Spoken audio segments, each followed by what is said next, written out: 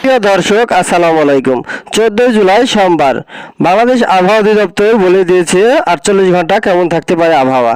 গত পূর্বাভাস অনুযায়ী দেশের দক্ষিণ পশ্চিম ও মধ্য অঞ্চলের বৃষ্টির পরিমাণ বৃদ্ধি পেয়েছে, যা থেমে থেমে বা বিরতি নিয়ে আগামী 48 ঘন্টা 16 জুলাই পর্যন্ত থাকতে পারে।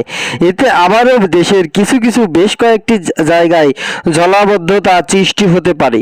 বর্তমান দেশের উপর একটি লঘুচাপ বিরাজ করছে, যা খুলনা বিভাগের উপর অবস্থান করছে, যা আজ রাতের মধ্যে রাজশাহী বিভাগে অতিক্রম করতে পারে।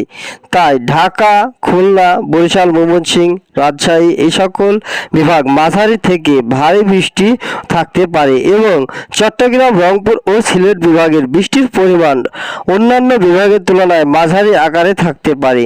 খুলনা, যশোর, সাতক্ষীরা, নড়াইল, মাগুরা, মংলা, বাগেরহাট, ঝিনাইদহ, কুষ্টিয়া, মেহেরপুর, চুয়াডাঙ্গা, বরিশাল, পিরোজপুর, ঝালকাঠি, পটুয়াখালী, বরগুনা, ভোলা, ঢাকা, মুন্সিগঞ্জ, নারায়ণগঞ্জ, গোপালগঞ্জ, মাদারীপুর, ফরিদপুর, গাজীপুর, নরসিংদী, কিশোরগঞ্জ, টাঙ্গাইল, শরীয়তপুর, রাজবাড়ী, রাজশাহী, জয়পুরহাট, নওগাঁ, চাঁপাইনবাবগঞ্জ, নাটোর, বগুড়া, সিরাজগঞ্জ, ময়মনসিংহ বিভাগে অনেক জায়গায় মাঝারি থেকে ভারী বৃষ্টি থেমে থেমে হতে পারে এবং রংপুর, সিলেট ও চট্টগ্রাম বিভাগে কিছু কিছু কয়েকটি জায়গায় হালকা থেকে মাঝারি এবং এক জায়গায় মাঝারি ধরনের বৃষ্টি হতে পারে।